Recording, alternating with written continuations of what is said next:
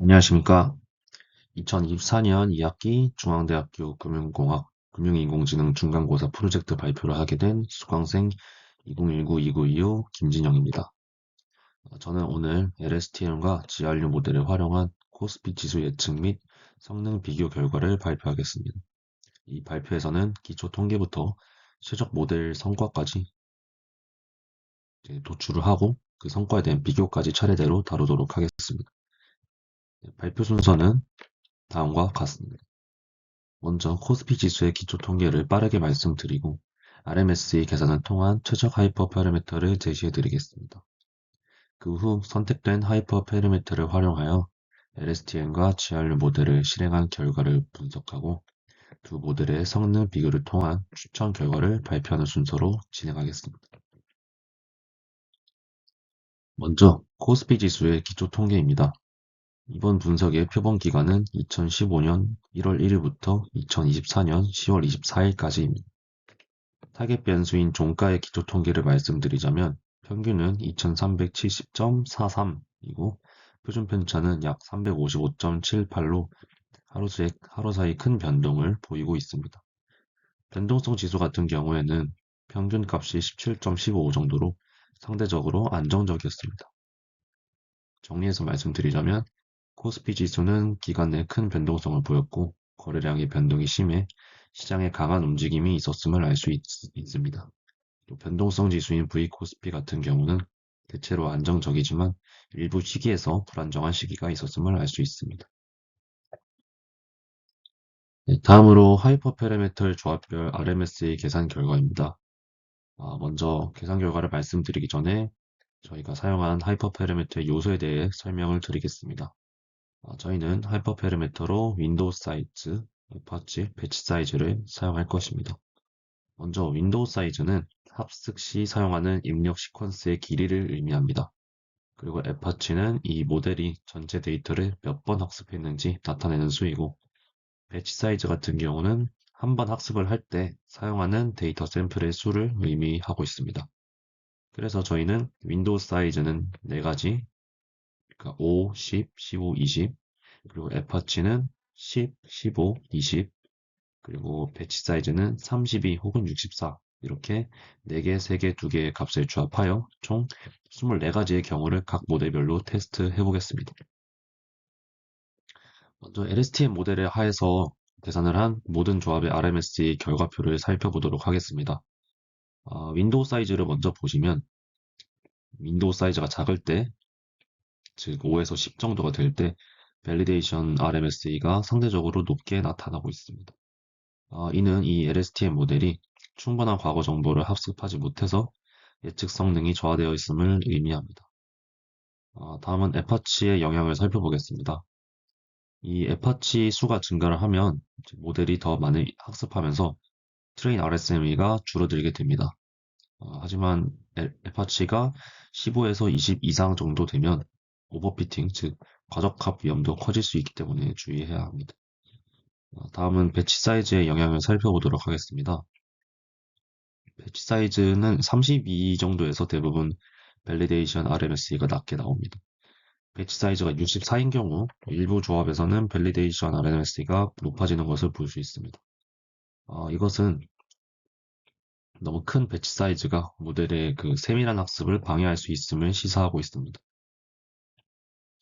정리하자면 LSTM 모델 하에서 최적 하이퍼 파라미터를 추정한 결과 윈도우 사이즈는 20, 에파치 20, 그리고 배치 사이즈는 32.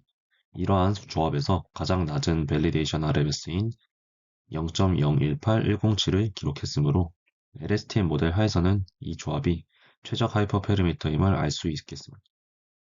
윈도우 사이즈 20에서 가장 좋은 성능을 보인다는 것은 이 모델이 충분한 시계열 정보를 활용해야 예측 성능이 향상된다는 것이고, 또 20보다 더 많은 에파치는 과적합 위험을 초래할 수 있습니다. 또한 배치 사이즈의 경우에 64가 아닌 32에서 더 낮은 밸리데이션 RMS를 기록했기 때문에 더 작은 배치 사이즈가 세밀한 학습을 가능하게 했다고 해석할 수 있겠습니다. 다음은 같은 방법으로 GRU 모델 하에서의 최적 하이퍼 파라미터를 계산하기 위해서 하이퍼 파라미터의 조합별 RMS 계산 결과를 보여드리겠습니다. 먼저 조합별 RMS의 결과표부터 살펴보도록 하겠습니다.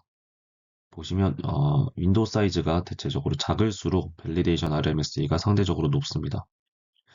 이는 충분한 과거 정보가 반영되지 않아서 예측 성능이 저하되어 있음을 의미하고 있습니다. 또 이제 너무 큰 윈도우 사이즈, 그러니까 20 정도 되면 이것은 성능 개선에 큰 효과를 주지 못하고 과적합, 오버피팅의 위험이 있을 수 있겠습니다. 그 다음으로 에파 지수의 영향을 살펴보자면 보시면 에파 지수가 10에서 20으로 증가를 할 때 밸리데이션 RMS가 낮아지고 있습니다. 하지만 에파 지수가 증가할수록 트레인 RMS가 감소하지만 이 성능의 개선도 좀 둔화되는 경향이 보이고 있습니다. 배치 사이즈의 경우 대부분 배치 사이즈가 32 정도일 때 더 나은 성능을 보입니다. 이는 작은 배치 사이즈가 더 세밀한 학습을 가능하게 하고 과적합을 방지하는 데 유리하기 때문입니다. 때문에 결과적으로 GRU 모델 하에서는 윈도우 사이즈 15, 그리고 에파치 20, 배치 사이즈 32 이러한 조합에서 가장 낮은 밸리데이션 RMS인 0.015811을 기록했으므로 이 조합이 최적 하이퍼 페르미터임을 알 수 있습니다. 이렇게 RMS의 계산을 통한 최적 하이퍼 페르미터를 찾아보았는데요. 이 최적 조합을 적용해서 LSTM과 GRU 각 모델의 성과를 살펴보도록 하겠습니다. 먼저 LSTM 모델의 성과를 살펴보도록 하겠습니다. 어, 훈련 데이터, 검증 데이터, 테스트 데이터에 대한 RMSE 값은 각각 0.014659, 0.017223, 또 0.018910이 산출되었습니다. 이 그래프를 살펴보시면 X축 같은 경우에 타임, 즉 시간의 흐름을 나타내고 Y축은 코스피 지수의 클로즈 데이터, 즉 종가, 저희의 타겟 변수죠. 종가를 나타내고 있습니다. 그리고 이 선들에 대해서 말씀을 드리자면 이제 파란 실선 같은 경우에는 그 코스피 지수의 실제값을 의미하고 있고 저희의 예측값 predicted value는 이 주황색 점선으로 표시가 되어 있습니다. 그래프를 보시면 두 곡선이 전반적으로 굉장히 유사한 패턴을 보이고 있습니다. 그래서 모델의 성능이 우수하다고 할 수도 있겠지만 일부 구간에서 약 150에서 170 구간, 이 타임 X축에 있어서 150에서 170 구간에서는 약간의 오차를 보이고 있습니다. 그 다른 구간에서도 오차가 조금씩 보이고 있고요. 이는 이 모델이 극단적인 변화를 완전히 예측하지는 못했음을 의미합니다. 그래도 하지만 대부분의 구간에서는 예측값과 실제값이 비슷한 수준으로 나타나고 있습니다. 어, 또한 주가가 상승하거나 하락하는 추세 전환점에서도 예측값이 실제값을 잘 따라가고 있습니다. 정리하자면 대부분의 구간에서 예측을 잘 하고 있지만 간혹가다 좀 비선형적인 급등락이 발생할 때나 예기치 못한 외부 충격에 대해서 예측이 조금 빗나가고 있으므로 이런 상황에 대해서는 추가적인 보완이 필요한 모델이라고 생각됩니다. LSTM에 대해서 살펴봤고 다음은 GRU 모델의 성과를 살펴보도록 하겠습니다. GRU 모델 역시 아까 전에 찾았던 최적의 하이퍼 페르미터로 학습이 되었으며 훈련, 검증, 테스트 데이터에 대한 RMSE는 각각 0.013422, 0.015949, 0.017835입니다. 이 그래프를 보시면 아까보다 더 실제값과 예측값이 매우 유사한 패턴을 보이고 있습니다. 또한 상승과 하락의 추세를 매우 근접하게 따라가는 것을 확인할 수 있습니다.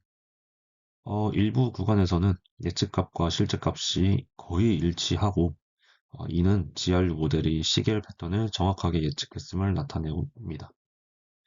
또 LSTM과 다르게 물론 간혹 예측값이 약간 지연되는 경향은 있지만 비선형적으로 급격하게 상승하거나 하락하는 구간에서도 예측이 굉장히 잘 이루어지고 있습니다. 일부 구간에서는 예측값이 실제값보다 조금 부드럽게 나타나는 경향이 있는데요. 이는 이 GRU 모델이 극단적인 변화뿐만 아니라 그것보다 전체적인 패턴을 더 잘 학습했음을 의미합니다. 그리고 또 GRU의 장점이 더 간결한 구조와 빠른 학습 속도를 가지고 있기 때문에 LSTM보다 실제 데이터 예측에서 더 효율적인 가능성이 있습니다. 이제 LSTM과 GRU 모델의 성능을 비교하겠습니다. 여기 보시는 표는 두 모델의 트레인, 밸리데이션, 테스트 데이터에 대한 RMSE를 비교한 것입니다. 표를 보시면 GRU 모델이 트레인, 밸리데이션, 테스트 데이터에서 모두 LSTM보다 낮은 RMSE를 기록했습니다. 이는 GRU 모델이 더 효율적이고 정확한 예측을 수행했음을 의미합니다.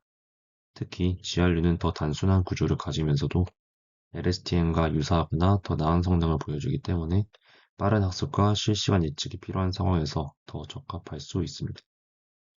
LSTM은 장기 의존성 학습의 강점이 있으므로 더 긴 기간의 데이터를 분석할 때 유리할 수 있겠습니다. 하지만 이번 실험 및 과제에서는 GRU 모델이 더 나은 성능을 보이기 때문에 GRU를 사용하는 것이 합리적이겠습니다.